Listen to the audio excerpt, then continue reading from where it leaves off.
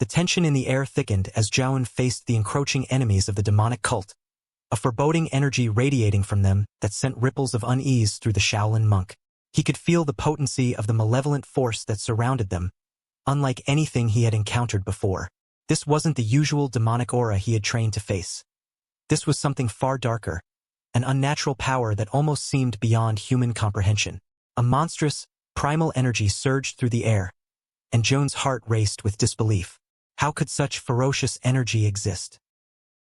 The right envoy, Yongxian, wasted no time in announcing the full extent of his power. He had refined his demonic energy to its absolute limit, forging a sword that contained the very essence of an evil god. The blade hummed with dark energy, crackling with malevolent force. The air grew thick with the oppressive weight of the evil god's power.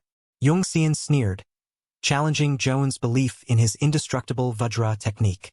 The monk's steadfast resolve was about to be tested to its breaking point.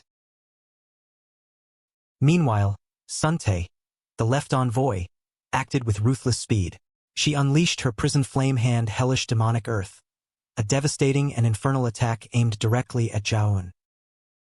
Instinctively, the Shaolin monk crossed his arms in defense, bracing himself against the onslaught. He knew he had to withstand this on his own, but even as he prepared, the combined fury of the envoys descended upon him. Before Zhaoyun could fully react, Yongxian's evil god-demon sword came crashing down, its ominous dark aura cloaking the battlefield in shadow. The power of the evil god within the sword seemed to devour the very light around it. The two devastating attacks, launched in perfect synchrony, overwhelmed Zhaoyun's defenses. The sheer force of the combined strike shattered Zhaoyun's guard, and he was struck by the full force of the assault. His left hand was caught by the malevolent strike of the evil god-demon sword, the energy tearing through his defenses. With a silent cry of pain and shock, Zhaoyun's left hand was severed, the brutal attack leaving him reeling. Yeon-Myeong's focus was divided between the life-or-death situation unfolding before him and the critical healing process he was performing. He could feel the steady ticking of time, the life force of the two masters teetering on the edge. The poison had caused irreversible damage to their blood vessels, and though the detoxification process had begun, it was far from complete. His frustration grew as he continued to pour his energy into stabilizing their fragile states. If he hesitated even a moment longer, the two masters' fates would be sealed. The tension was unbearable. The trust placed in him by those around him weighed heavily on his shoulders, and the lives of these warriors seemed to hang by a thread. Every second felt like an eternity. Meanwhile, Zhaoyun, despite the relentless assault from the demonic envoys, fought with unwavering resolve. Hyunso stood amidst the chaos, his breath labored and his hand trembling as he gripped his sword. Time felt as though it had slowed to a crawl, each second dragging endlessly as the relentless tide of enemies showed no sign of thinning. Desperation clung to the air, thick and suffocating. As exhaustion took its toll on everyone, they had fled through the night without rest, their bodies pushed to the brink. Even Master Zhaoyun, a figure of unparalleled resilience, was visibly strained, holding his ground with one arm as his strength waned. The young warrior couldn't shake the doubt that plagued his mind. Had even a fraction of the interminable 15 minutes passed? His arms felt like lead, his strength nearly spent. The weight of their dire circumstances bore down on him. Could they truly endure until Sage Sabak and Masian were free from the effects of the poison that debilitated them?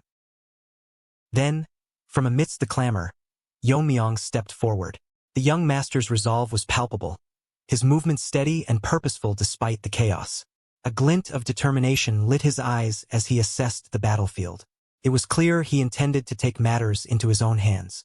Without hesitation, Yeon-Myeong drew his dagger, its blade catching the faint glimmer of light in the oppressive gloom.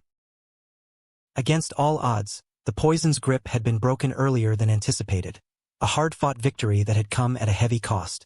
It was thanks to the sacrifices and unwavering courage of everyone who had held the line, buying precious time in the face of overwhelming odds. Now, Yeon-Myeong's intent was clear. The burden that had weighed so heavily on Hyunso and the others would now be lifted. With renewed purpose, the young master advanced, his presence commanding and resolute. The tide of the battle was about to shift, as the weight of their collective effort propelled him toward the decisive moment. Yongxian's attacks came fast and unrelenting, his strikes carrying the weight of scornful confidence. He bore down on Joan, his taunts laced with mockery as he pressed his advantage. To him, it was remarkable that Joan still stood, fighting valiantly despite the grievous loss of an arm. Yet, in Yongxian's eyes, this resilience was futile. He believed that, with Joan's fall, the momentum of the righteous alliance would collapse entirely, leaving them ripe for defeat. But before he could deliver what he imagined would be the decisive blow, a sudden and overwhelming phenomenon tore through the battlefield. A massive wave of aura erupted, sweeping across the terrain like an unstoppable force of nature. In an instant, all of Yongxian's subordinates were obliterated, their presence vanishing as if erased by the sheer magnitude of the energy. The sheer force of the event left Yongxian stunned. His confident expression faltered, giving way to disbelief as he surveyed the scene. The battlefield, once filled with his men, now lay eerily silent, the sudden reversal impossible to comprehend. Sante, standing nearby, shared in her disbelief, her frustration mounting as she scanned the ranks of their enemies. How could such devastation be wrought so quickly? Was there a swordsman among the righteous alliance whose skill had been so grossly underestimated?